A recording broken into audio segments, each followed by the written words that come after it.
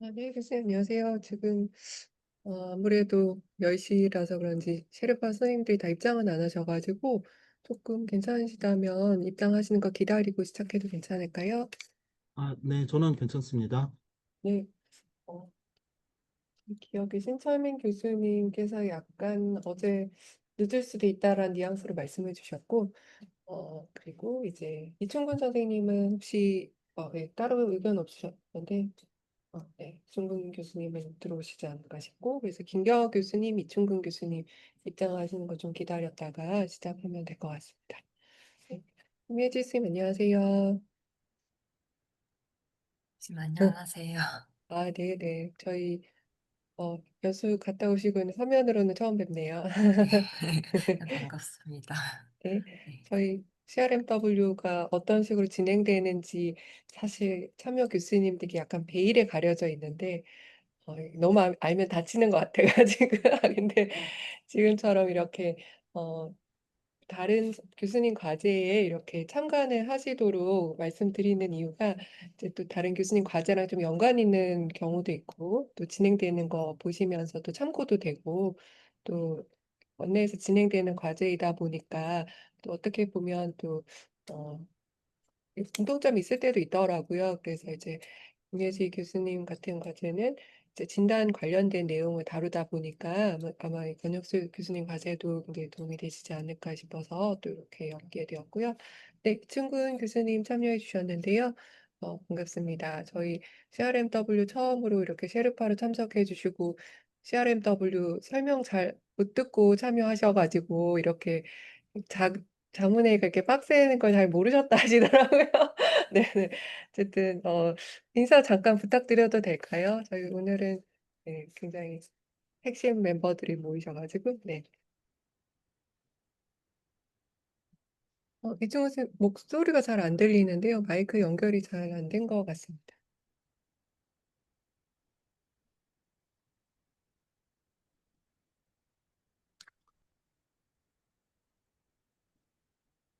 지금은 잘 들리실까요? 네, 지금 잘 들립니다. 네. 네, 분당서울대학교 병원 의료기 연구개발센터의 이충근입니다. 잘 부탁드립니다. 네, 친구 교수님께서 식약처에 계실 때 이런 의료기기 과제 검토해 주셨다 하셨고, 제 기억이 맞다면 이 권혁수 교수님 과제 심사하셨다고 말씀하신 게 제 기억이 맞을까요? 예, 임상계획 승인 제가 신했었어요. 네. 그런 또 인연이 있어가지고. 네. 네, 또 많이 오시, 도와주셔가지고 네. 권혁수 교수님 감사합니다. 아셨는지 우리 저도 지난주 IRB에서 뵙고 처음 알게 되어가지고, 이렇게 배경 잘 모르고 또 이 친구 교수님 모셨는데 또 이렇게 관련이 있구나 생각하게 되었습니다. 네. 김경호 교수님 들어오셨는데요. 사실 김경호 교수님은 셰르파이지만 참관으로 모셨지만 또 어, 오늘 과제에도 다기관의 삼성서울병원도 참여 기관으로 계시고 워낙 또 여러 분야의 AI 뭐 진단 연구, 임상시험 두루 다 잘 아셔서 이 권혁수 교수님 과제에 굉장히 안성맞춤 셰르파이시지 않을까 생각이 드는데요. 인사 잠깐 부탁드립니다. 네, 안녕하세요. 저 김경아입니다. 참관하면서 배우기도 하고 혹시 보탬이 될까 싶어서 들어왔습니다. 네, 교수님 감사드립니다. 네, 그러면 저희 이제 시작하려고 하고요. 1시간 자문회의도 저희가 이제 매번 말씀드리지만 이번 CRMW 처음 도입하는 형태입니다. 즉, 교수님들이 발표를 하시고 자문을 하는 형태는 공통적인 요소는 있는데 이렇게 또 참여 교수님 한 분께 이제 1시간의 시간을 들여서 하는 건 저희가 처음인데요.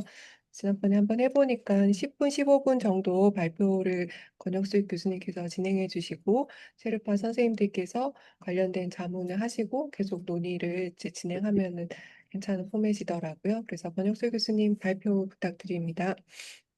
네, 안녕하세요. 저는 응급의학과 교수로 있고 지금 네, 권혁술이라고 합니다. 교수님 지금 화면이 약간 그 네, 발표 화면으로 보여서 전체 화면은 아닌데 보이긴 잘 보이거든요. 근데 혹시라도 전체 화면으로 전체 바꿔주실 수, 화면이 공유가 잠시만요. 네, 지금 슬라이드 쇼로 공유가 되어서 다음 다시 슬라이드 같이 보여주는 상태입니다.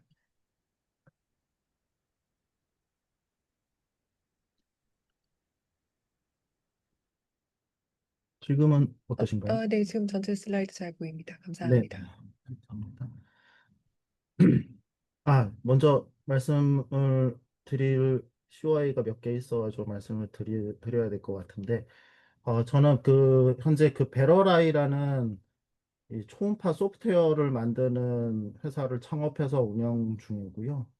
지금부터 말씀드릴 이 소프트웨어는 유방 초음파를 이제 측정을 하는 건데, 사실 저희가 뭐 회사에서 만드는 여러 소프트웨어 중에 하나이고, 어떻게 보면 조금 비중을 굉장히 많이 두고 있는 것 중에 하나입니다. 이게 사실 저희가 하는 게 이제 정량적으로 세포라든지 조직 특성을 정량적 초음파로 측정하는 것들을 하는 게 이제 저희 회사의 목표인데, 거기에서 이제 그 정량 조직을 이제 정량적 초음파를 측정을 하려면 그 어느 조직 어느 부위를 측정을 해야 된다는 거를 이제 그 인공지능에게 알려줘야 되는, 또 다른 이제 디텍션을 하고 세그멘테이션을 해주는 인공지능 소프트웨어가 필요했고, 그거를 만들다 보니 여기에서도 어느 정도 진단 효과를 볼 수 있겠다라는 거를 이제 알아서 이제 어떤, 뭐 사실은 뭐 전 세계적으로 보면은 여러 회사나 뭐 단체에서 이미 진행하고 있는 그런 소프트웨어 중에 하나입니다. 네, 그래서 제가 응급의학과임에도 불구하고 그 영상의학과랑 같이 좀 조인을 해가지고 이제 유방 초음파에 대한 거를 뭐 갑상선이라든지 간이라든지 뭐 MSK나 여러 분야에 대한 초음파 소프트웨어를 만들고는 있는데요. 그중에서 제일 먼저 개발이 됐고 현재 국내 허가를 받은 이제 유방 초음파를 이용해서 자기관 임상 시험을 좀 전향적으로 해보는 것이 어떨까 하고 생각을 해서 연구 계획을 세워봤습니다. 어, 네. 일단 뭐 기본적으로 이제 사실 이 유방 초음파라는 것 자체가 이, 이 유방암의 조기 진단할 때 이제 맘모그래피를 하는 과정에서 사실은 그게 이게 어디까지가 유방 초음파가 정말 중요할 것이냐 이런 거에 대해 가지고는 아직도 디베이트가 많이 있습니다. 하지만 이 뭐 아시아, 특히 동북아시아 쪽에 이렇게 댄스 브리스트가 있는 그런 경우, 많은 경우에는 실제 이제 초음파를 이제 권고하는 게 몇 년 전부터 이제 미국에서도 반드시 초음파를 같이 진행을 해라 이렇게 권고를 하는데, 그 이유가 처음에는 유방 초음파를 하는 것보다 이제 패스트 MRI, 그러니까 MRI를 빨리 찍어서 보는 게 좋지 않겠냐라고 했는데, 아무래도 이제 리소스가 부족한 것도 있고 가격적인 측면이나 이제 환자 부담이 너무 많이 올라가서 그럼 댄스 브레스트가 라고 좀 생각이 되면 그때는 유방 초음파를 진행을 해라라는 게 이제 권고 사항이 되고 있는데, 문제가 이제 뭐 아래 부분에 이제 기존 유방 초음파 판독의 한계점이라고 해서 되어 있는데, 사실 뭐 특이도가 낮고 뭐 위험 성률 높고 이런 것도 다 문제긴 한데요. 제일 문제는 이제 판독자가 누구냐에 따라 가지고 정말 많이 달라진다. 이게 정말 큰 문제였습니다. 그래서 이 부분을 좀 해결을 하고자 해가지고 만든 소프트웨어가 저희가 이제 비즈버스라는 소프트웨어고요. 이런 식으로 측정이 됩니다. 현재 그 이제 국내 이제 허가는 받고 지금은 미국 FDA 허가에 들어가 있는 단계고 이제 초기 단계를 밟고 있고 뭐 후향적 연구로 진행을 하고 있는 과정에 있습니다. 이 국내 허가를 받을 때 안소영 교수님께서 많이 도와주셔가지고 이춘훈 박사님께서도 많이 도와주셔가지고 지금 되게 잘 허가를 받았고, 이제는 보충해가지고 다시 허가를 조금 더 이제 허가 영향을 좀 넓혀가고 있는 시점에 있는데요. 간단히 말씀드리면 이렇게 초음파를 진행을 하다가 보면은 이상 조직이 발견이 되면은 이제 그 부분에 대해 가지고 그 음성으로 안내를 해주고요. 여기 이상 뭐 알람을 띄워준다든지 아니면 다른 음성 안내를 진행을 해주고, 그거를 뭐 이어폰으로 듣고 있어도 되고 아니면 그냥 알람음이 그냥 아주 낮은 알람음이 울리면서 그 부분을 이제 알려주면서 이제 박스를 쳐주게 되고, 그 박스 안에서 이제 그 부분을 이제 프리즈를 한다든지 아니면 이제 따로 제공되는 태블릿에서 터치를 한다든지 그렇게 하면 이제 암에 대해 가지고 이게 암의 가능성이 몇 %다라는 것을 이제 알려주는 그런 소프트웨어입니다. 그리고 이제 자동으로 리포트도 해주고, 그다음에 이제 바이러스 스코어라고 이제 암에서 몇 퍼센트 단계로 해가지고 뭐 멜리그넌시가 나올 걸 가능성에 대해 가지고 얘기를 해주는 스코어가 있는데, 사실 그것도 너무 주관적이라고 생각이 드는데, 저희는 그거에 대해 가지고 조금 이제 캔서 프로버빌리티 스코어라고 약간은 좀 다른, 좀 인공지능에서 계산해내는 수치를 좀 약간 객관적인 수치라고 생각을 해서 제공을 해주고 있습니다. 처음에 저희가 국내 허가를 받을 때 당시의 모델에 비해 가지고 지금은 좀 많이 업그레이드가 됐는데, 그 이유가 현재 좀 유행하고 있는 뭐 리인포스먼트를 이전에 했다 그러면은 지금 이제 파운데이션 모델로 해가지고 약 1,000만 장 이상을 먼저 트레이닝을 하고 한 100만 장을 레이블을 하는 그런 형식의 좀 고기능의 파운데이션 모델로 바꿔가지고요. 지금은 사실은 그냥 어지간한 전문가보다는 또 잘 나오고 있는 게 어, 현재까지는 그렇게 되고 있습니다. 그래서 제가 좀 그 생각을 해본, 이제 그러면 이제 실제 이게 AI의 진단 능력에 대해 가지고는 사실 그동안도 많은 연구들이 있었고, 보통 뭐 레트로스펙티브로 해가지고 그냥 케이스들 모아가지고 이렇게 하고 했었는데, 실제 제일 궁금한 거는 그럼 진짜 이게 워크플로우를 개선시키냐, 이 문제거든요. 항상 이제 외국의 학회나 아니면 이제 다른 단체들을 만났을 때도 먼저 질문이 나오는 게, 뭐 진단 능력은 사실 AUC 0.8 넘어가고 이러면은 이제 같이 사용을 하는 소프트 SAMD 개념으로 봤을 때는 AI 자체로서의 기능이 뭐 그렇게 중요하다라고 생각하지 않는 것 같습니다. 하지만 이게 내가 일하는 거를 좀 더 편하게 해주고, 일하는 시간을 줄여주고, 아니면 같은 시간에 더 많은 환자를 볼 수 있게 해주느냐, 이게 사실은 더 이 소프트웨어를 쓸 거냐 말 거냐에 대한 의향에 대해 가지고 더 큰 영향을 미친다는 생각이 들어가지고요. 그러면은 실제 그런 부분에 대해 가지고는 저희가 후향적으로 어떤 데이터를 얻어 가지고는 정확한 결론을 얻을 수가 없을 거라고 생각이 들고, 그거에 대해서 또 판독 시간이 얼마나 걸렸는지, 뭐 판독을 하루에 몇 개를 할 수 있었는지, 더 얼마나 정확하게 할 수 있는지, 리콜을 얼마나 더 줄였는지, 이런 부분에 대해 가지고 저희가 뭐 찾아볼 수 있는 그런 게 없어서 일단은 전향적인 연구가 좀 필요할 거라고 생각을 했습니다. 네, 전향적 연구를 그냥 단일 기관에서 하는 거는 좀 뭐 사실 별 의미가 없을 것 같아서 이제 멀티센터로 계획을 했고, 멀티센터로 하는데 이제 제일 문제가 이제 이 소프트웨어 자체를 한 기관에, 여러 기관이 동시에 놓고 동시에 스타트를 하는 게 사실 조금 불가능합니다. 이게 그 기관마다 사용을 하는 장비도 다르고, 팩스에 연동을 한다든지 아니면 그 리포트에 연동을 할 수 있도록 해주는 데에도 걸리는 시간도 다르고, 뭐 그런 여러 가지 제약 사항들이 있어가지고 한 기관에 들어가서 이제 설치를 시작하고 동작을 하게 해서 그게 이제 환자 실제 진료에까지 쓰이도록 하는 데만 해도 한 달 정도 시간이 걸리게 됩니다. 그래서 그 부분들을 좀 고려했어야 됐고, 그리고 사실 저희가 뭐 되게 큰 규모의 회사도 아니고 한 20명 남짓 있는 회사라, 그래서 그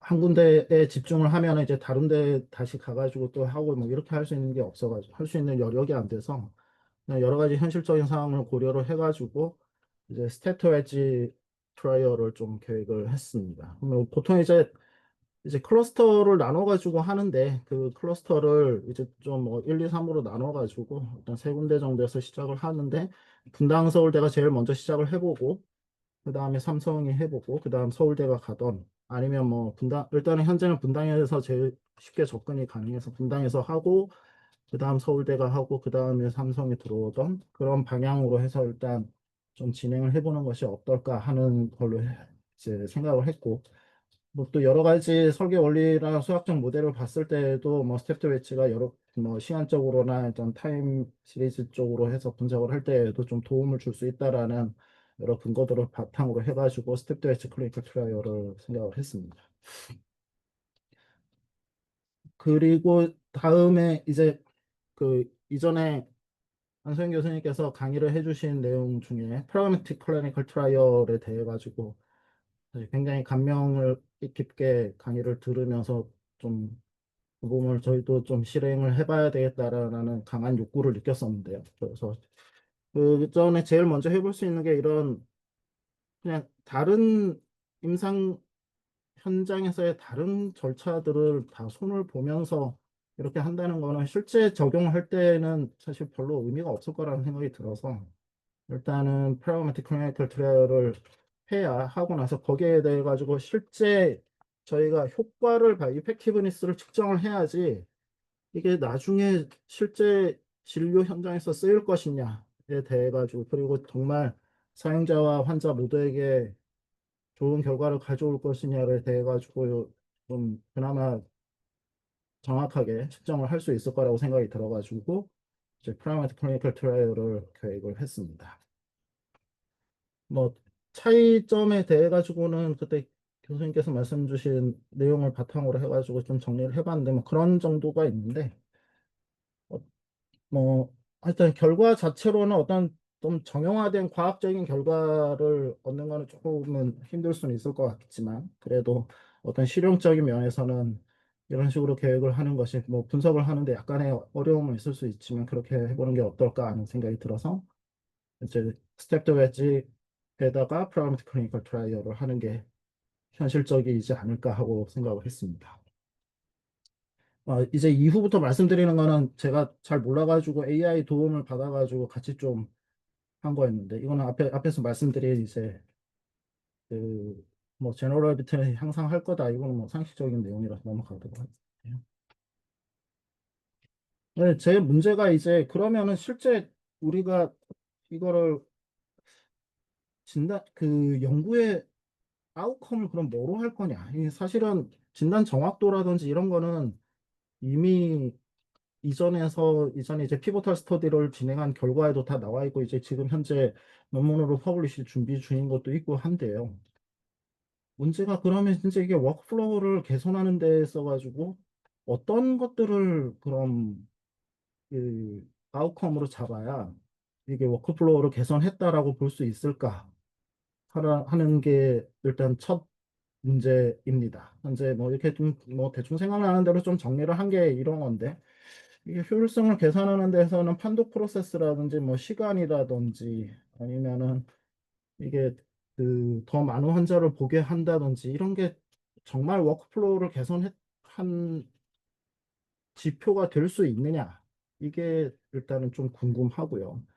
실제 워크플로우를 개선했다라고 얘기를 하는 다른 스터디들을 보면 그냥 퀄리파잉 그냥 스터디로 그냥 인터뷰 형식으로 한다든지 아니면 그냥 서베이 정도 그런 정도인데 그거는 너무 또 이 한정된 기관에서 또 이런 대규모 대형 병원에서 진행을 하는 게 의미가 있느냐 하는 것도 좀 의문이긴 하고요. 그래서 사실 이 워크플로우를 개선을 했다는 것들을 아웃컴을 이제 뭘로 잡느냐에 따라 가지고 샘플 사이즈도 굉장히 차이가 많이 날 거라는 생각이 들고 그래서 일단 그 부분에 대해서 먼저 좀 질문을 드리고 싶었습니다. 그리고 또 다른 아웃컴으로 보면 이제 불필요한 생검률 감소를 실제로 할 수 있느냐 없느냐도 또 어제 얘기들은 그, 그 페이션트 닥터로 해가 그 갑자기 용어가 생각이 안 나는데 하여튼 그 의사와 환자 간의 그런 디시전을 같이 논의해서 디시전을 하는 그런 것들도 분명히 여기에 포함이 될 건데 그러면 그거를 어떻게 측정을 해가지고 이게 진짜 불필요한 생검이었었느냐를 판단을 할 건지 이게 필요한 생검이었는데 안 한 거를 얘기를 할 수가 있는지 아니면 불필요한 생검인데 했다고 얘기를 할 수 있는 기준이 그럼 무엇인지 그런 것들에 대해 가지고도 사실 아직도 의문이기는 합니다. 뭐 그 외에 다른 것들은 뭐 일반적인 진단 소프트웨어에 대해 가지고 측정을 하던 거였어 가지고 일단 저의 사실 제일 큰 지금 좀 이 궁금증이라고 한다면 워크플로우를 대변할 수 있고 그리고 뭐가 이런 불필요하다고 생각되는 검사를 준 그런 지표가 될 수 있느냐 이게 사실은 아직도 조금 풀리지 않고 있습니다.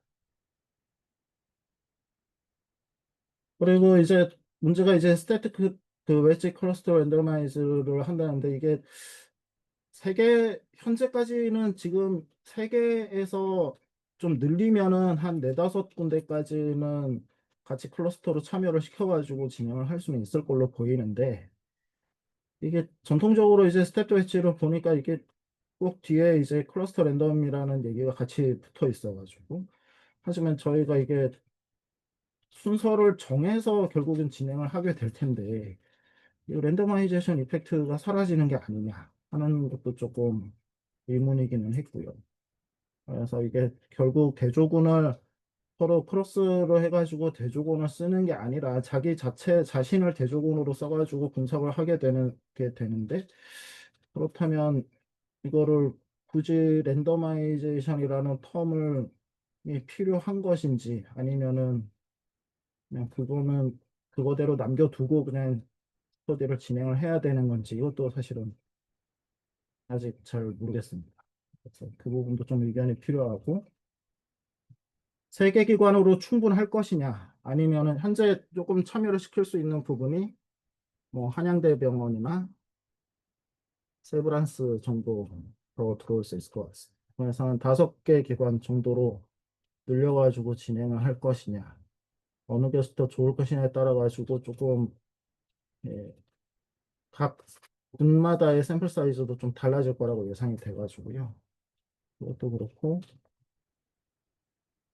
그다음에 이제 이런 대상자는 뭐 그냥 전통적인 대상자 선정을 하게 되는데 문제가 이제 샘플 사이즈를 이거는 그냥 뭐 대충 레퍼런스 찾아가지고 대충 해본 건데 그냥 감으로 그냥 낸 거라 다시 계산을 해야 되긴 됩니다. 한 사이트당 해가지고 3,000명 그러니까 그 워킹데이를 그냥 주 5일로 생각을 했을 때 한 1년 정도 해가지고 하루에 10명 정도씩 그게 인롤이 된다 그러면은 한 얼추 대충 한 1년 정도면은 세계 기관에서 한 9천 명 모을 수 있나? 사실 이게 조금 그러니까 저희가 AI 소프트웨어를 설치를 하지 않던 그 기관의 모든 것들을 측정을 하는 그 환자들을 IRB를 웨이브 한다는 조건 하에 그냥 사실 유방 초음파를 촬영하는 모든 환자들을 다 인로를 해가지고 그 환자를 분석을 한다 그러면은 모르겠습니다. 그냥 그렇게 다 채울 수 있는 숫자일 것 같은데 이게 표본 크기를 이렇게 넓게 크게 잡지 않는 방법이 사실 더 중요할 것 같은데요.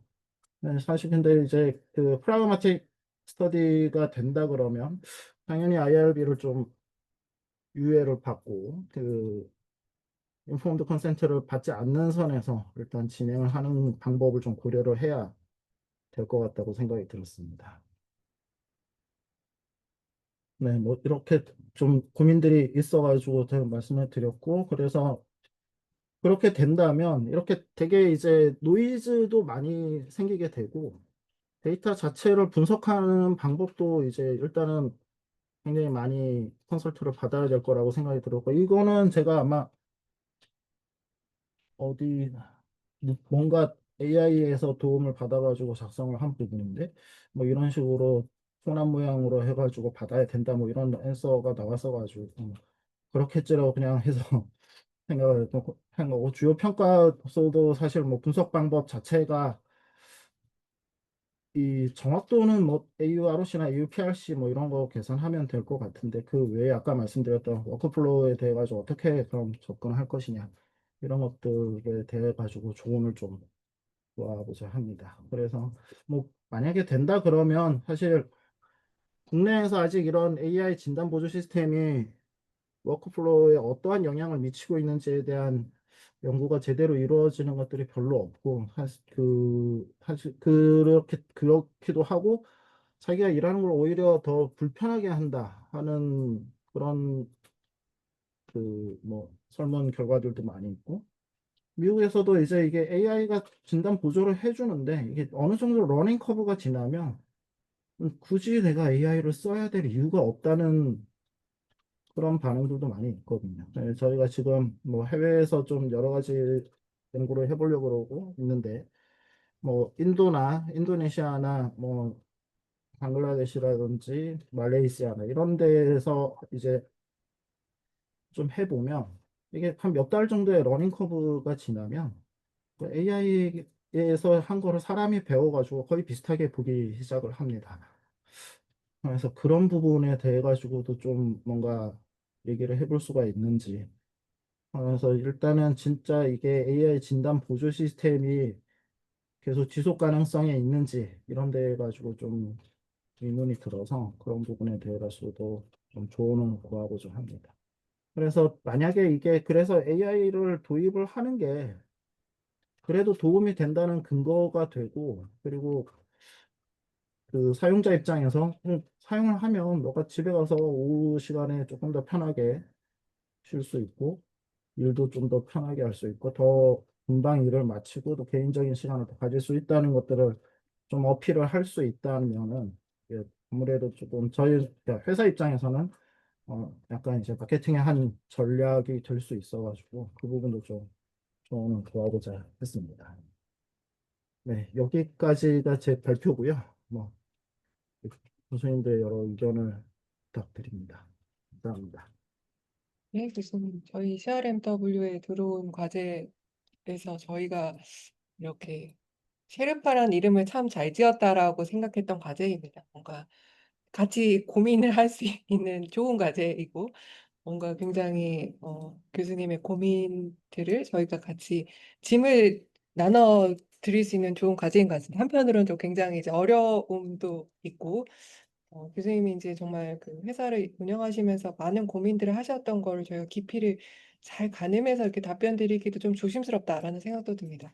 우선은 지금 많은 좀 논의 사항들이 있는데 그걸 이제 돌아가시면서 하는 게 좋을지 아니면 약간 덩어리를 좀 떼서 예를 들면 이 연구의 언맷 니즈와 아웃컴을 좀 집중해서 보는 게 어떨까 하는 생각도 좀 들었습니다. 우선은 이제 이건 제 생각이고 근데 이제 신철민 교수님께서 먼저 이제 말씀 주신 부분도 있고 해서 전 신철민 교수님 말씀을 제가 질문을 좀 말씀을 드리겠습니다. 그래서 바로 이제 음성으로 이렇게 얘기하기 어려우신 상황이신 것 같은데 AI로 인해서 오버 릴라이언스를 유발해서 디텍션을 덜하게 되는 것은 아닌지 그리고 캐드 에이드에서 펄스 파스 레이트는 어떻게 되는지 그로 인해서 알람 패티규는 어떻게 되는지 궁금하다고 말씀 주셨고 또 워크플로우 개선이 정의하기가 어렵다라는 말씀도 추가해 주셨습니다.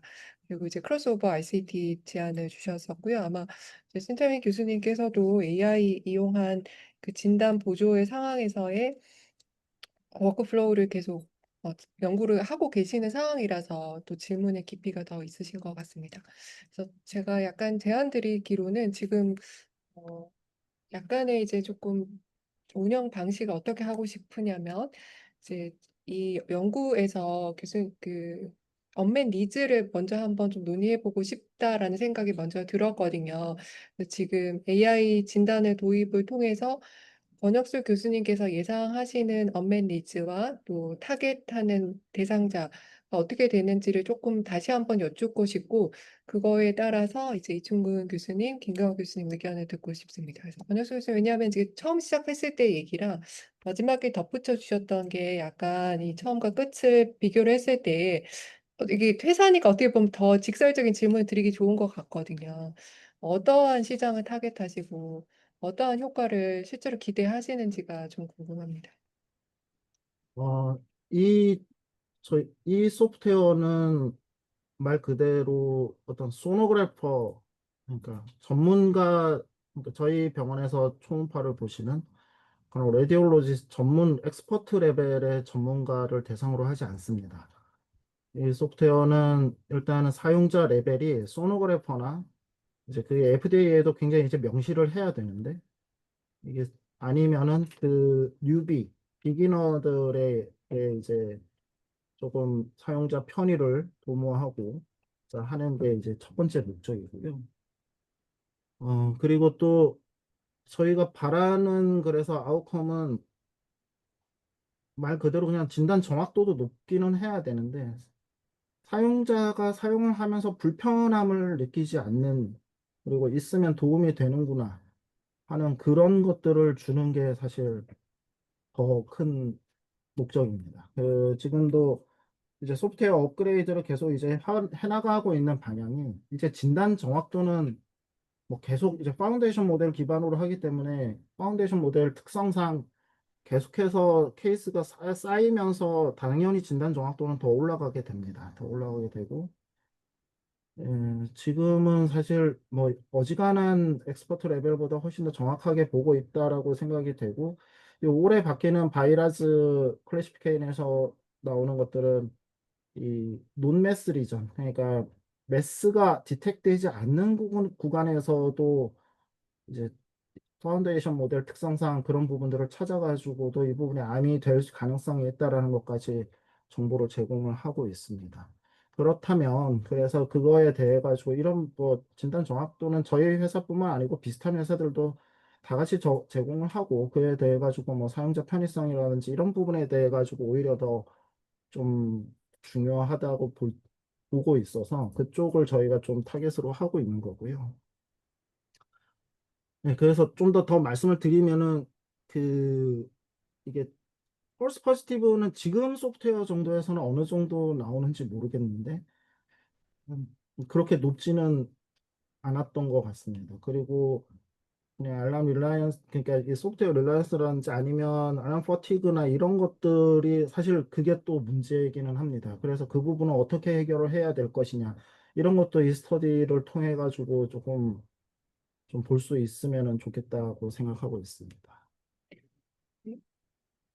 이충근 교수님께서 전반적인 뭐 연구, 뭐 제가 좀 쪼개서 하는 게 좋겠다 말씀을 드렸지만 사실 다 연결되어 있는 거긴 해서 이 연구의 스코프라든지 또 어, 리뷰를 하신 입장에서 어떠한 관점이 드시는지 좀 의견을 말씀 부탁드립니다.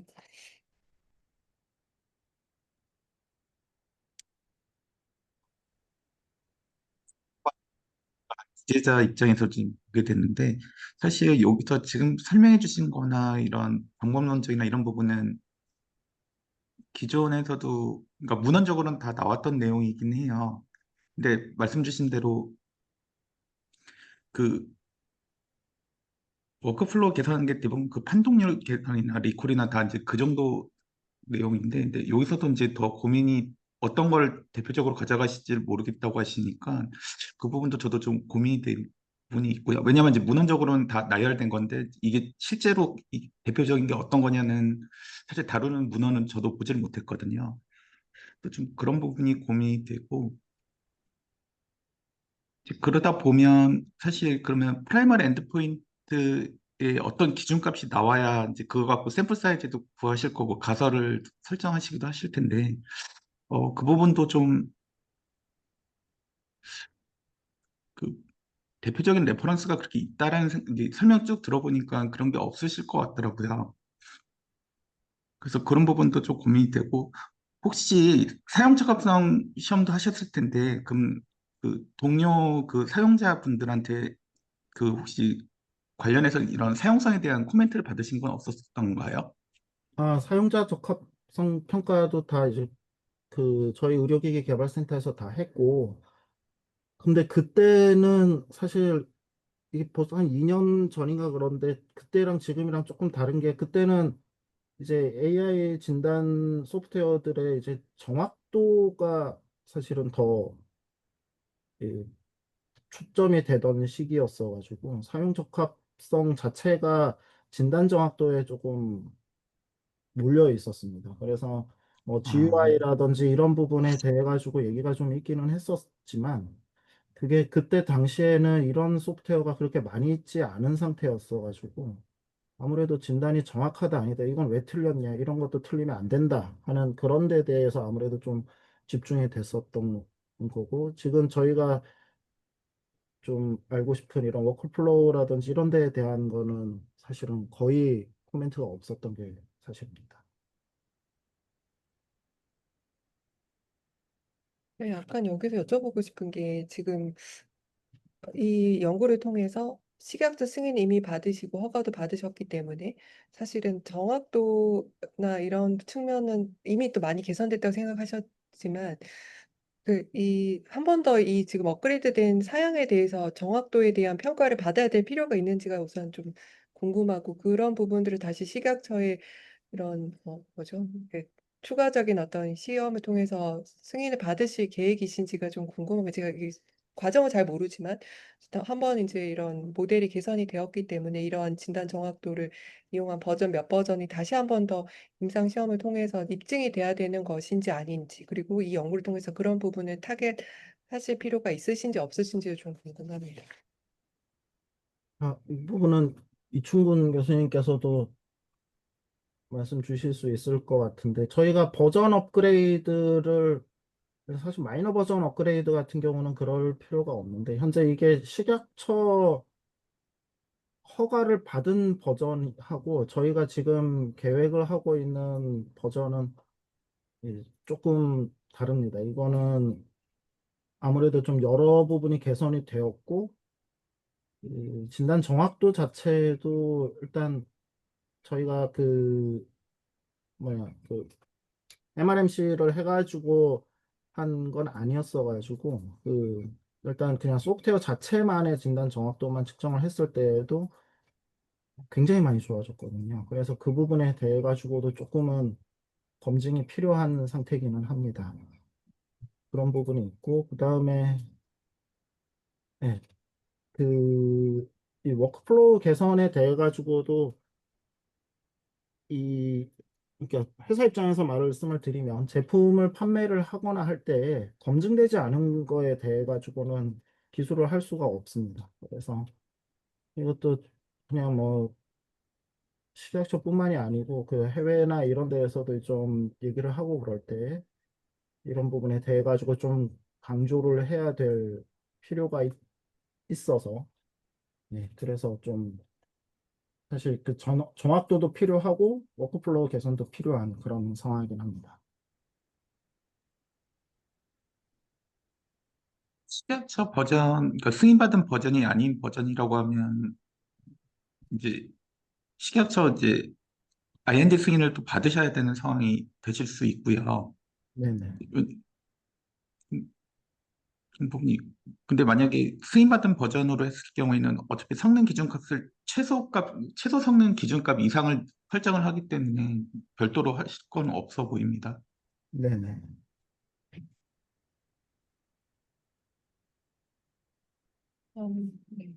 김경화 교수님, 사실 이렇게 참관을 요청드렸었는데, 워낙 김경화 교수님의 여러 다양성을 잘, 보여주는 과제 아닌가 싶은데요. AI도 잘 아시고, 파운데이션 모델 등등. 혹시 이 과제 보시면서 어떤, 의견이 있으신지 좀 말씀 주시면 좋겠습니다. 아, 네. 일단은 뭐 다른 약간 스페시픽한 거를 보고 있다가 지금 제일 걱정이 되는 거는 이제 프라이머리 아웃컴 뭘로 가져가셔야 되나 그게 조금 더 걱정이 되기 시작을 했고요. 이유는 지금 방금 논의되신 바대로 이게 업그레이드 버전이라서 식약처 승인을 또 고려하시는 입장이면 식약처에서 바라보는 프라이머리 엔드포인트에 해당하는 것들은 가지고 가셔야 되는 것 같거든요. 네, 그래서 그거는 가져가시되 이제 효율적으로 또 이 연구의 전체적인 목적에 부합하는 것도 세컨더리로 다 가져가셔야 되는 그런 상황인 것 같아요. 그래서 프라이머리랑 세컨더리를 정하시는데 조금 그런 걸 고려하셔야 되지 않을까. 아니면 식약처랑 사실 업그레이드 버전은 식약처가 생각보다 커뮤니케이션 잘 하시면 조금 유연하게 해주시기도 하거든요. 본인들의 의견도 되게 많이 제안을 주시고 그래가지고 이렇게 업그레이드 버전에 대해서 한 거를 할 때는 이게 조금 다르게 가져가도 받아들여 줄 수 있는지 그거는 커뮤니케이션을 통해서 한번 시도는 해볼 수 있을 것 같고요. 그런 게 미리 되면은 조금 연구의 프라이머리 엔드포인트랑 승인에 있어서의 프라이머리 엔드포인트를 일치시키실 수 있는 가능성도 있고요. 아니면 그래도 어쨌든 제일 중요한 거는 진단 정확도 이런 거다. 그러면 이제 그쪽을 준비를 하셔야 되는 것 같습니다. 이건 그냥 프랙티컬한 조언이고요. 그 다음에 제가 조금 아까 하신 말씀 중에 무작위화, 그러니까 랜더마이제이션 부분을 드러내는 거에 대해서 이제 걱정을 하셨는데 저도 사실 그 부분 살짝 걱정이긴 하거든요. 그래서 이게 각 기관마다 이제 개입 시점이 다르잖아요. 그래서 결국은 랜더마이제이션이란 것은 개입 시점에 랜더마이제이션을 하는 거거든요. 네. 그래서 이게 개입 시점을 랜더마이즈 하는 것은 기관의 효과랑 시간 효과를 그래도 어느 정도까지는 분리하기 위한 최소한의 조치이기 때문에 이제 그거를 안 할 경우에 있을 수 있는 문제들에 대해서 아마 디펜스 하기가 쉽지는 않을 부분이 있어서 그게 하나 조금 걱정되는 부분이고 좀 더 고민을 해보겠습니다. 어떤 뭐 대책이 있을지. 그리고 지금 말씀하신 대로 러닝 이펙트가 있어가지고 효과가 달라질 수도 있다라는 얘기 하셨으니까 그런 거는 이제 아까 이제 모델의 관점에서는 트리트먼트랑 타임 인터랙션 같은 거를 갖다가 좀 모델링해서 넣으셔야 되는 부분이 될 것 같고요. 아, 답변 드리기가 너무 어려운 것 중에 하나는 샘플 사이즈를 이런 경우에 이제 어떻게 산출할 것인가인데 이게 뭐 아마 안소영 교수님이 잘 해주시겠지만 저는 네. 일단은 뭐 지금 현재까지 이제 프랙티컬한 기준으로 해가지고 이제 뭐 주 5일 하루에 몇 명, 1년간 모집 이런 그런 것들을 활용을 해가지고 어느 정도까지 가능한지 알아보시는 거는 매우 중요한데 그것만으로는 조금 소명이 어려울 수도 있어서 그거는 조금 예, 약간의 논의가 필요할 것 같고, 그 다음에 계획서에 써주신 방법대로 샘플 사이즈 하는 거는 제가 시간이 없어서 이렇게 자세히 리뷰를 못 해가지고 뭐라고 말씀드릴 수는 없는데, 조금씩 조금씩 보기 전엔 아마 세 번째 불필요한 생성률 감소를 프라이머리로 보시고 한 것들을 계획서에선 제안을 해주셨는데, 이제 그거에 대해서도 검정법이나 그런 거에 따라 조금씩 달라질 수 있는 부분이 있어서 그거는 뭐 안수영 교수님이랑 좀 논의를 해보시는 게 좋을 것 같다 이런 생각을 했습니다. 그냥 저희도 개인적인 사견으로는 이 연구에 관해서는 그 아무래도 텐덤 크로스오버 RCT 그런 거는 조금 어려울 것 같고 지금 계획하신 것이 오히려 조금 더 적절하지 않은가 싶습니다. 왜냐하면 이제 크로스오버를 하시는 거는 되게 어려운 거거든요. 중간에 와시아 피리어드 넣고 하면 일단 임상 시험의 수행이 굉장히 복잡해질 수 있거든요. 그리고 지금 현재 어쨌든 뭐 없을 때와 인터벤션이 들어왔을 때 이렇게 두 가지만 비교를 하시는 거고 그래서 지금 디자인이 저는 그래도 응급의학과에서 실용적으로 하실 수 있는 네, 최선의 방법으로 좀 보이긴 합니다. 네, 감사합니다. 네. 어, 제 개인적인 지금 생각을 잠깐 말씀드리면, 되게 어디까지 개인적인 생각이니까. 우선 두 가지 목적을 하나에 말씀하신 이제 김경 교수님과 결이 같은데, 연구에서 이게 어치브하는 게 너무 어렵습니다. 진단 정확도를 보기 위한 연구와 엔수 산정을 그걸 먼저 연구의 목적을 확실히 잡고 가는 게 어쨌든 좋을 것 같다는 생각 확실히 들고요. 이 워크플로우 개선이라든지 또는 뭔가 사용자 평가 내지는 이 만족도 이런 부분을 보는 연구는 완전히 좀 다르게 진행이 돼야 되는데 지금 하나의 연구를 하려다 보니까 그래서 이제 약간 제 머릿속에 있는 생각을 정리를 하면 우리나라 상황에서 동의서를 받고 이러는 것들이 매우 어렵기 때문에 안 받다고 얘기하는 게 매우 어렵기 때문에 프래그마틱 트라이얼이기 때문에 안 받아도 된다 이런 논리 적용하기 매우 어려울 것이라고 생각합니다. 그리고 또 하나는 이제 전향적 연구 설계 컴포넌트를 빼는 것도 너무 아쉬운 일이기도 합니다.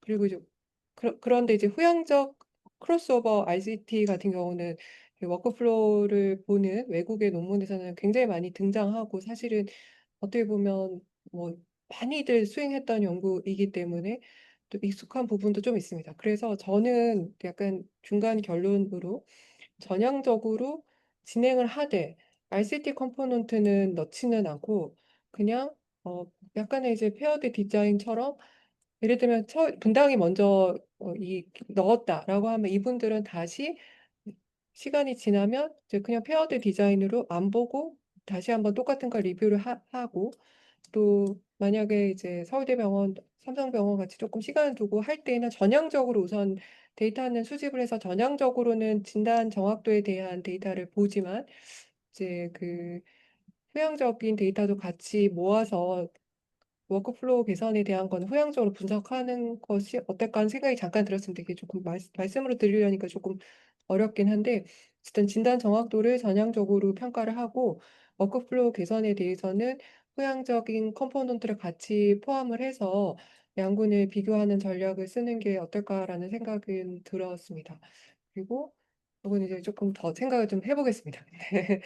어, 아까 이제 클러스터 랜더마이제이션에 대한 단점을 그래서 말씀을 드려야 될 것 같은데 이 스텝 웨지드 디자인을 지금 고려하시고 계신데 스텝 웨지드 디자인에서 시간에 대한 요소를 넣어서 분석을 해야만 되는데 그렇게 되는 순간 굉장히 좀 어, 불리하실 거란 생각이 들었습니다. 그래서 제가 공유를 잠깐 드리면 저는 식약처와 어, 같이 해본 입장으로서 식약처에 단순하게 설명을 해야지 복잡하게 설명하는 순간 굉장히 힘들어하신다는 느낌을 너무 많이 받았습니다. 이거는 제가 예전에 이제 조금 다른 자료도 그냥 급하게 준비했는데 이 스텝드 웨지 디자인이고 AI 만든 것보다 훨씬 못하지만 어쨌든 아이디어 자체는 이 스텝드 웨지 디자인을 분석함에 있어서 기억이 좀 잠깐 말씀 주셨던 이 시간에 따른 이펙트를 넣을 것인지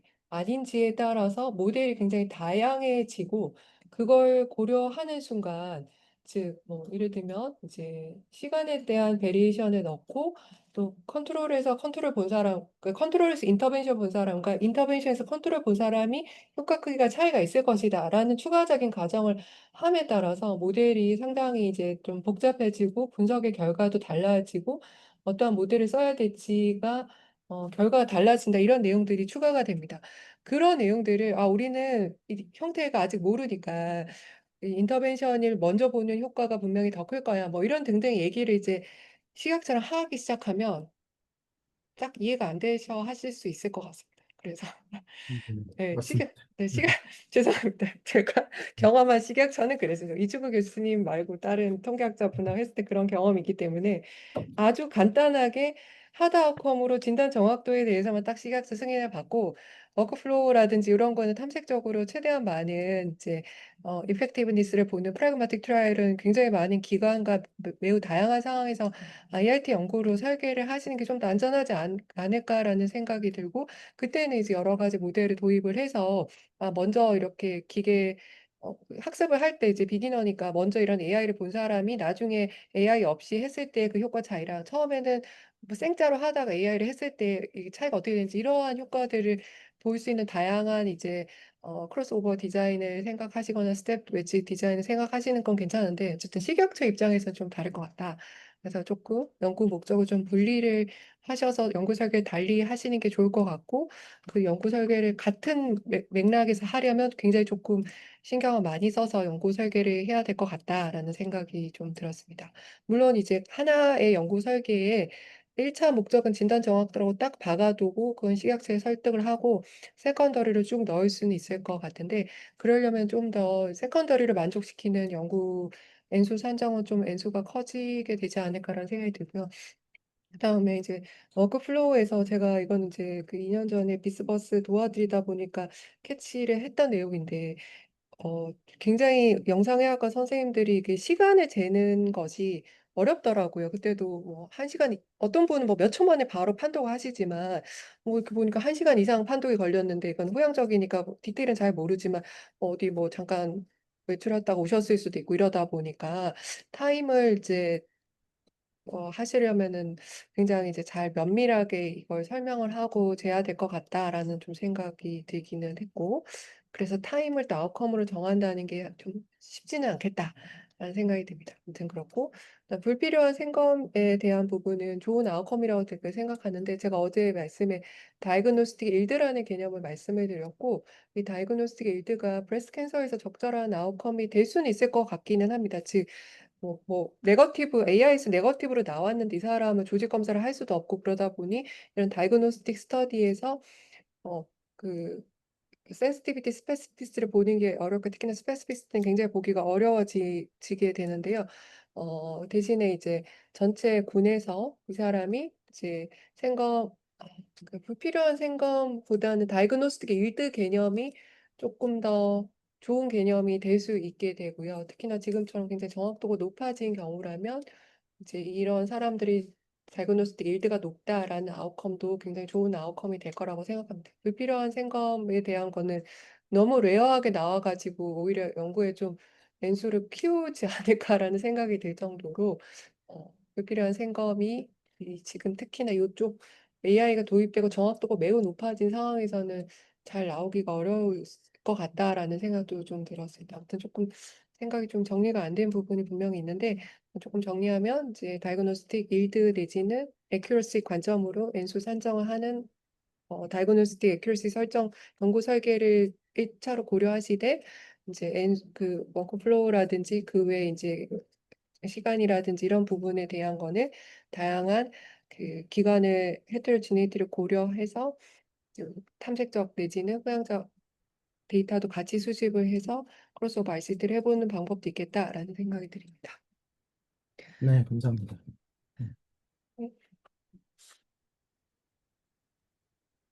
혹시 삼성병원 여쭤보고 싶은데 그래도 이제 원래 이제 이 연구 설계대로 이제 프라그마틱 ICT이고 스텝 웨지드 디자인이고 환자한테 위기가 높아질 거라고 생각하지 않고 기존의 AI도 이미 굉장히 잘하는데 이렇게 파운데이션 모델 써서 굉장히 더 좋은 AI를 우리가 쓸 거다라고 하면 이 경우에 컨센트를 안 해도 될 거라고 IRB에서 통과를 해주실 수 있을 가능성이 있을까요?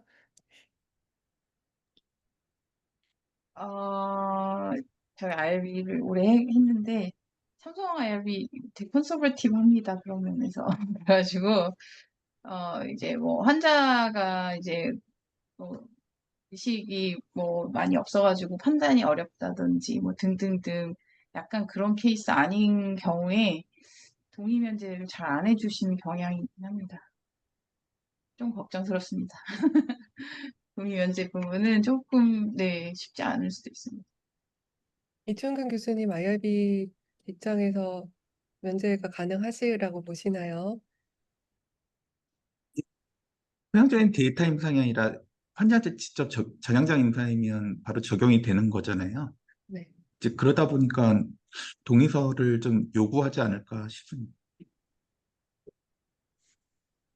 그러니까 이제 그럼 동의서를 피할 수 있는 어떤 설계가 있을 수 있을까요? 그, 생명윤리법에 따라서 할 수밖에 없으니까요. 네. 거기에 부합하다는 걸 찾아서 좀 해보긴 해야죠. 하려면. 그러면 이제 환자가 동의를 거부할 만한 뭐 어떤 명백한 사유가 없고 이거를 이제 동의를 받을 수 없는 어떤 특별한 상황이 있어야 되는데 그 우리나라 생명윤리법에 따르면 이거는 전형적으로 하면 거의 뭐 무조건 받아야 그렇죠. 되는 건데요.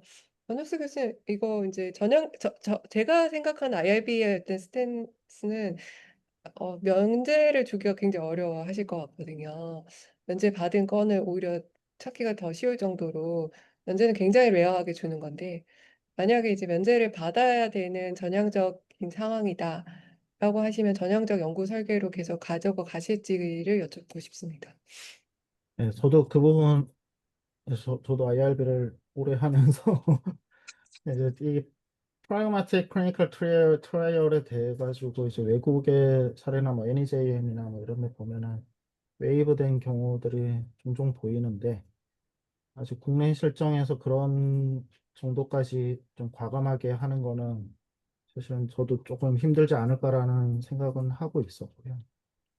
아주 간단하게 스터디를 뒤집는 방법은 그냥 비포 앤 애프터 스터디로 퍼지 익스페리멘털로 바꾸는 방법도 있을 것 같습니다. 각 기관마다 뭐 설치하는 시점은 당연히 다를 테고, 뭐 그래서 사실 그냥 단순 타임 시리즈 애널라이시스를 보겠다라고 해가지고 그냥 설치 시점만 그냥 정확히 알고 그 다음에 그냥 비포 앤 애프터로 후향적으로 분석을 하는 방법도 있을 것 같습니다. 그래서 일단은 설치 시점에 그런데 문제가 이제 그렇게 되면은 판독 소요 시간이라든지 뭐 일일 판독 처리량 자체는 뭐 당연히 알 수는 있을 것 같은데 그 실제 판독 시간, 소요 시간에 대해 가지고는 정확하게 더 측정하기 거의 불가능하지 않겠냐 하는 그런 부분들이 조금 있고요.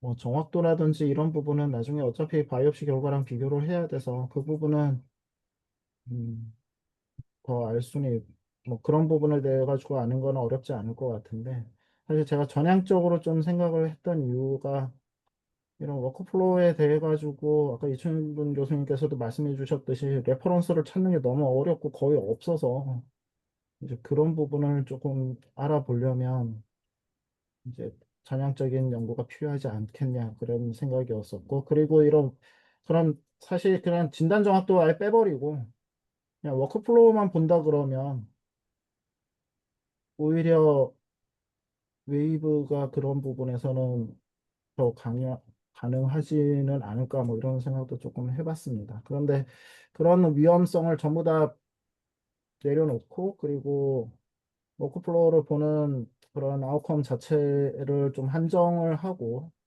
베리어블을 좀 줄이고 측정 그 레트로스펙티브로 컬렉션 가능한 데이터만 가지고 온다 그러면 그냥 단순 비포 앤 애프터 스터디로 해가지고 진행을 해도 큰 무리는 없지 않을까라는 생각은 했습니다.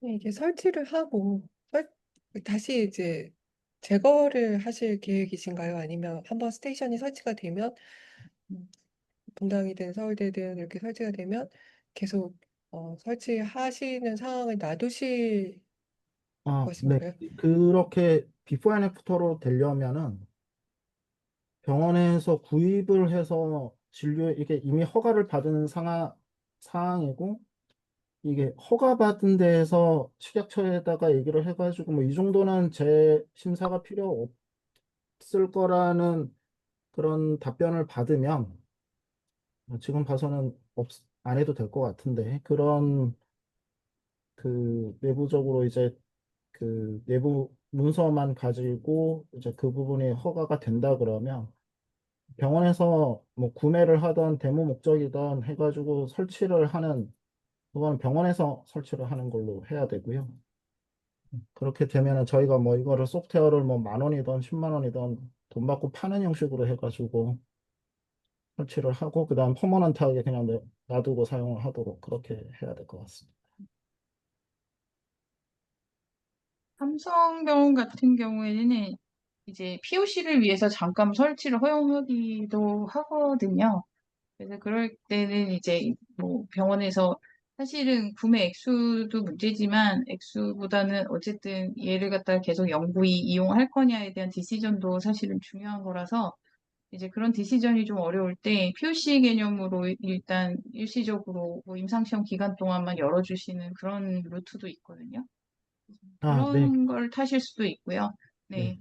그거는 아마 이게 뭐 협의를 하시면 조금 해결 가능하시고 병원 입장에서 이게 뭐 영구적으로 도입을 할지 안 할지 하는 건 조금 큰 사안이라서 뭐 되면 좋고요. 안 될 경우에는 또 POC 같은 걸로 피해 가실 수 있는 방법도 있을 것 같습니다. 네, 감사합니다.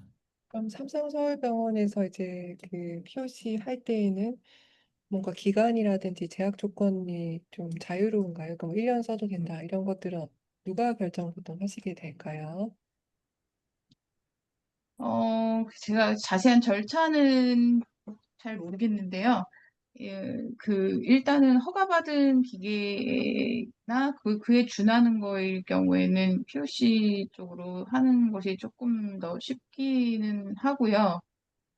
이제 허가받지 않은 기기 같은 경우에는 아마 조금 이제 좀 또 다른 논의로 가는 것 같은데, 제가 이제 컨택 포인트는 잘 누군지 모르겠으나, 뭐 응급의학과의 차원철 교수님이 저희 응급의학과의 차원철 교수님이 디지털 혁신 센터 쪽에 계신데 그쪽에서 이제 어쨌든 인프라를 열어주시고 뭐 하는 부분에 관련이 있어서 그쪽으로 문의하시면 아실지 않을까 싶습니다. 네. 저 되게 뭐 아주 절친은 아니고 그냥 친해서 네. 그럼 또 물어보도록 하겠습니다. 네, 그래도 뭐 저희 병원 응급의학과랑 콜라보 하시면 그분 통해 가지고 이렇게 물어보시면 될 것 같아요. 네, 그 POC 관련해서는 제가 그 삼성 소아청소년과에서 저희가 또 다른 이제 간 지방량을 측정하는 거를 허가를 받은 게 있었었고, 네. 네, 그거 가지고 하는데 그거는 연구자가 그냥 기간을 설정을 해가지고 진행을 하면 되는 걸로 진행을 했었어가지고요. 아마 비슷한 절차로 진행을 하면 되지 않을까. 네, 아마 그렇게 하시면 될 것 같습니다. 제가 이렇게 좀 약간 산발적이지만 이충근 교수님께 그냥 여쭤보고 싶은데요.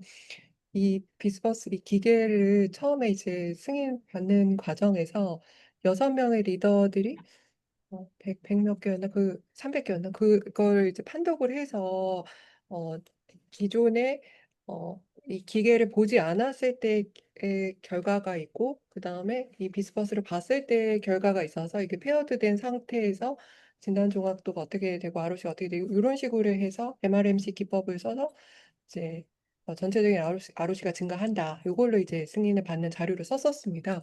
그래서 제가 궁금한 거는 기존에 썼던 자료에다가 새로 업그레이드된 이 판독을 뭐 동일한 6명이면 좋겠지만 이제 최대한 이제 그때 되었던 이제 판독자 분들이 이제 새롭게 한 번 더 리딩을 해서 그 AI 기계 에이드된 상황에서의 리딩 값을 가지고 그러니까 그 전에 이제 이분들이 보지 않고 봤을 때 결과가 있으니까 이제 그걸 활용을 해서 진단 정확도가 좋아졌다. 요런 이제 후행적 자료로 진행을 했을 때에 이제 승인을 받을 수 있는지 또는 이제 조금 IND 절차가 좀 간소화될 수 있는지 이게 좀 궁금합니다. 그 다른 임상 시험 때 했던 데이터를 네, 갖고 오는 거기 때문에 외부 대조군을 쓰는 리얼월드 외부 대조군의 개념으로 들어가는데요. 네, 식약처의 의견을 들어보긴 해야겠지만 식약처는 외부 대조군에서는 상당히 보수적인 입장을 갖고 있습니다. 그래서 좀 한 부분이 있고 그다음에 혹시 권 교수님 이 임상 시험을 통해서 그 파운데이션 모델의 제품을 다시 허가를 받으실 생각이신 거예요? 아니, 이거 사실은 조금 물어는 봤었는데 굳이 임상시험을 다시 할 필요는 없을 것 같다라는 거였었고, 저희가 이거를 사실 그게 하려고 그러는 거는 네카랑 조금 하고 있는 그런 컨플릭트들을 해소를 하기 위해 가지고 그런 부분도 조금 있거든요. 그래서 수가 문제라든지 뭐 이런 부분이 기존에 받은 신의료 기술 대비해 가지고 좀 다른 기술이라는 것들에 대해 가지고 어필을 할 목적이 사실 더 있는 거고, 그냥 이 성능 자체에 대해 가지고 뭐 진단 성능이라든지 이런 부분에 대해 가지고는 아마 더 굳이 요구하지는 않을 것 같습니다. 이미 최소 수준은 넘은 상태에서 더 좋아지는 것이기 때문에 이게 모델이 바뀌던 뭐가 바뀌던 일단은 사용자 입장이라든지 환자에 대해 가지고 더 나빠지거나 뭐 달라지는 게 있는 게 아니어서 그 부분은 글쎄요. 다시 또 정확하게 다시 물어는 봐야 되겠지만 지금까지 분위기 봐가지고는 굳이 임상시험을 다시 진행해라 이렇게는 하지는 않는 것 같습니다. 그거는 확인이 좀 필요하실 것 같고요. 왜냐하면 이제 어쨌든 기존에 있던 모델에서 이제 파운데이션 모델로 그 모델이 새로 만들어진 거기 때문에 그 네네. 인공지능 의료기 중에서 새로운 의료기가 나온 본 거랑 마찬가지거든요.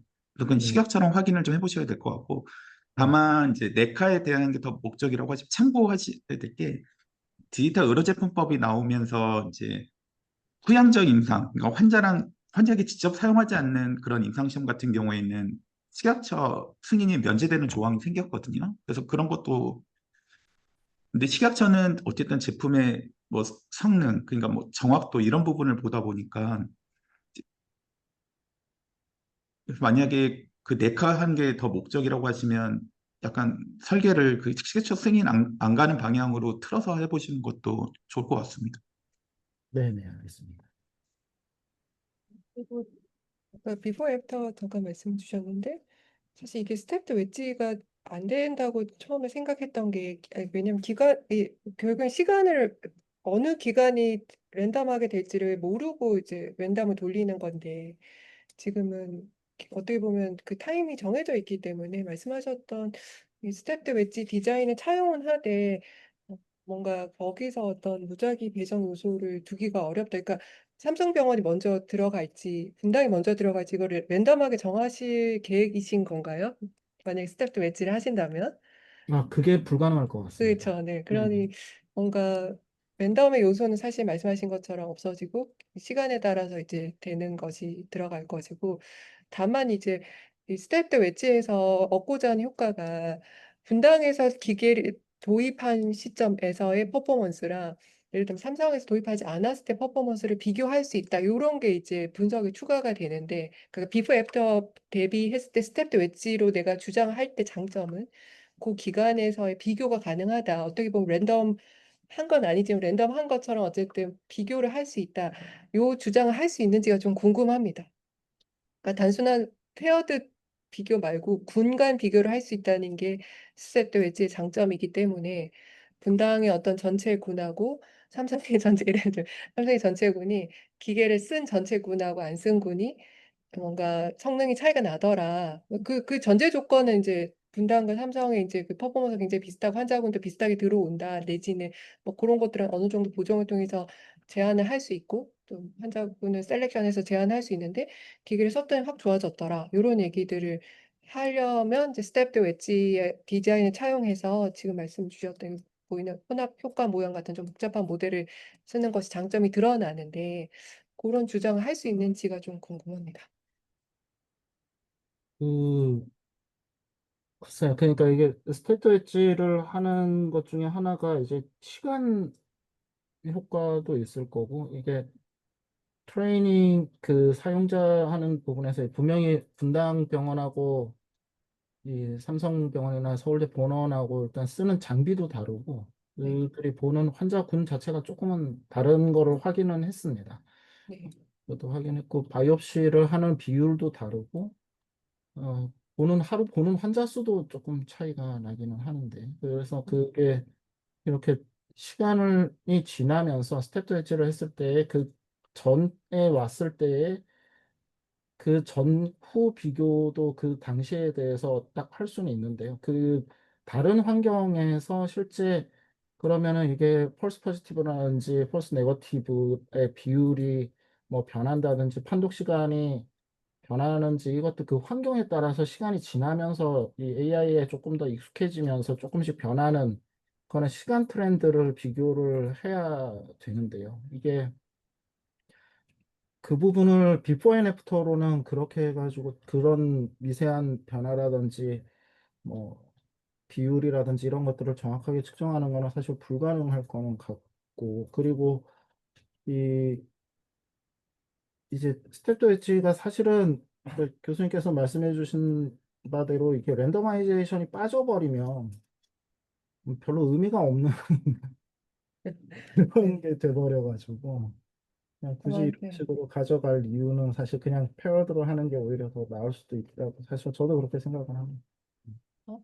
저는 아까 잠깐 이해 못했는데 그 비포 앤 애프터에서 이런 이제 시간에 대한 트렌드를 보이는 게 좀 어려울 것 같다 이렇게 주셨는데 사실 비포 앤 애프터에서 할 수 있는 거 아닌가 좀 왜? 네네, 예, 그렇기는 한데 아, 네, 비포 앤 애프터로 하는 게 이게 사실 이렇게 좀 그런 식으로 진행을 저도 해본 적은 있는데, 그러니까 전향적으로 하는 거는 좀 힘들 것 같으니 지금부터 그냥 우리가 이렇게 그 인터벤션 시점을 이때로 주겠다라고 네, 정해놓고 네, 그 다음에는 데이터 자체를 그냥 레지스트리 형식으로 네, EMR에다가 그냥 기록을 그냥 그렇게 시켜서 한 적이 있었거든요. 그래서 네, 그거를 나중에 스터디 자체를 뒤로 해서 레트로스펙티브고 비포 앤 애프터다 이런 식으로 해가지고 했는데, 그런 식으로 하는 거는 결국에는 전형적 연구랑 똑같아지는데 이제 설계 자체가 거의 전향적 연구처럼 되는데요. 그러면은 이게 나중에 보고할 때에 이제 스터디 레벨의 차이가 납니다. 그래서 아, 네, 이전 보통은 아무래도 이제 프로스펙티브 스터디가 더 나은 스터디로 랜더마이제이션이 됐다 뭐 이런 식으로 훨씬 더 나은 스터디로 분류가 되는데, 이게 설계 자체를 레트로스펙티브라고 소개를 해야 되는 그런 문제가 조금 있고요. 그렇게 그냥 비포 앤 애프터를 프로스펙티브처럼 설계를 해가지고 가져가면은 모르겠지만, 만약에 나중에는 그런 요소들이 모든 차트에 그런 게 전부 다 나오진 않거든요.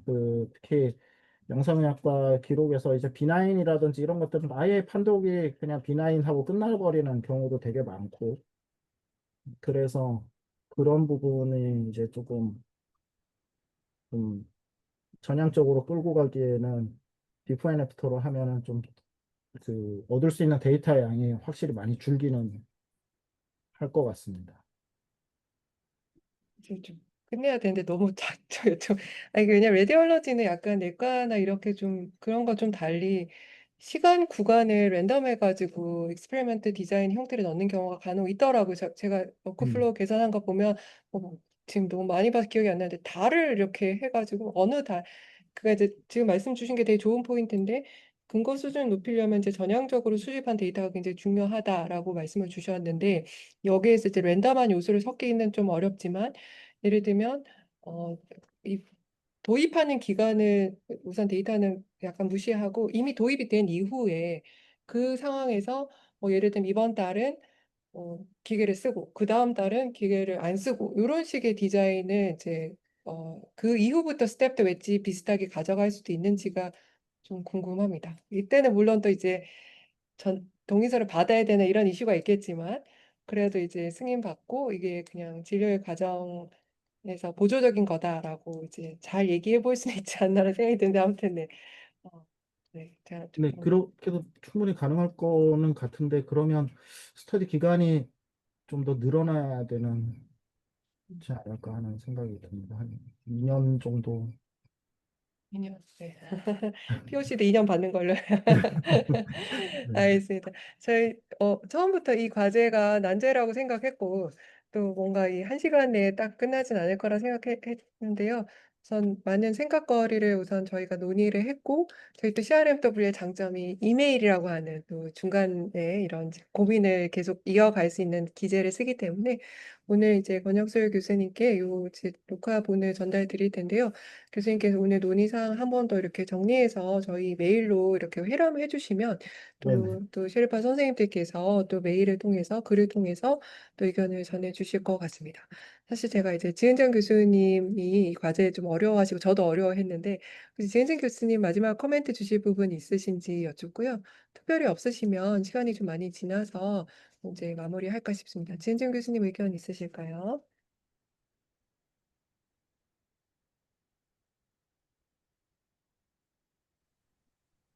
어, 네, 아니요, 저 열심히 들으면서 공부 많이 했고요.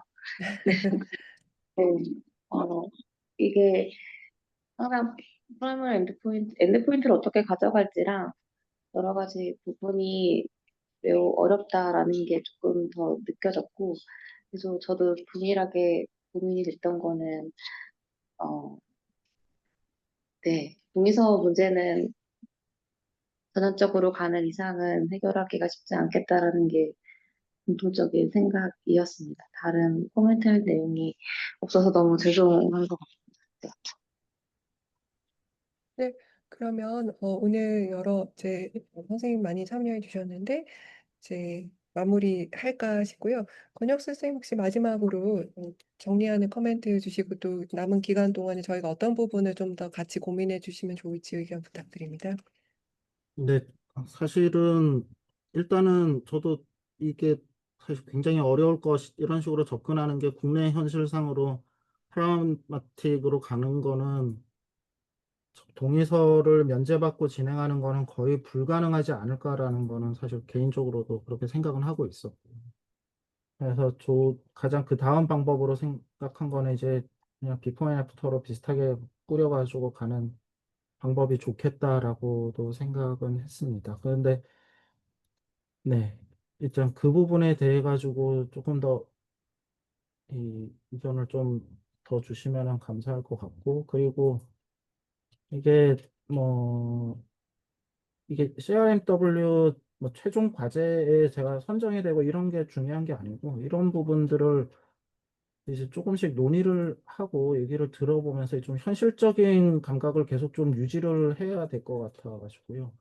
왜냐면은 이게 저도 이제 회사를 운영을 하고 이윤을 만들어내야만 하는 이제 직원들 월급도 줘야 되고 뭐 이런 문제들이 같이 있어가지고 그러면 이제 정말 이제 현실적인 문제에 부딪히게 됩니다. 그래서 그렇다면 이거를 정말 그 많이 이 수많은 AI 쏟아지고 있는 그 AI들에서 우리가 뭐가 뛰어난지 어떤 부분이 우리가 아웃스탠딩 한다는 거를 얘기를 해줘야 되는데 그런 부분에 있어가지고 다 비슷한 얘기만 하게 되고 결국 다 비슷한 연구만 하고 있고 비슷한 소프트웨어만 만들고 비슷한 그냥 또 그 레귤레이션에서 그냥 얘기만 하는 그런 부분만 만족시키려 그러다 보니 실제적인 임상 현장에서는 거의 사용을 하지 않게 되거나 사용을 해봤자 뭐 굉장히 이 소규모 그룹에서만 사용을 한다든지 뭐 이런 일들이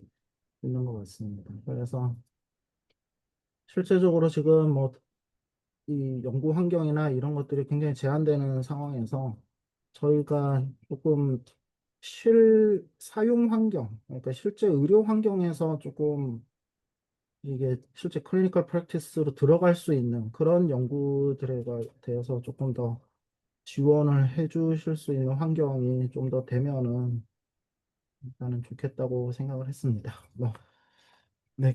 다음 내용에 대해 가지고는 제가 메일로 좀 간단히 정리해서 메일로 회람을 드리고 그리고 의견을 더 여쭙도록 하겠습니다. 오늘 되게 많은 의견 주셔서 정말 감사드립니다. 네, 선생님 저희 이렇게 교수님의 생각하시는 시간을 드린다는 게 저희 CRMW의 큰 의의라 생각하는데요. 이렇게 또 일주일 잘 또 생각을 정리하신 후에 또 다음 주 토요일에 또 발표 시간에 좀 더 또 정리된 의견들 저희 또 공유할 수 있으면 좋겠습니다. 너무 수고 많으셨습니다. 네, 그러면 이 시간 마치고요. 이메지 선생님 15분에 다시 뵙겠습니다. 네, 감사합니다. 아,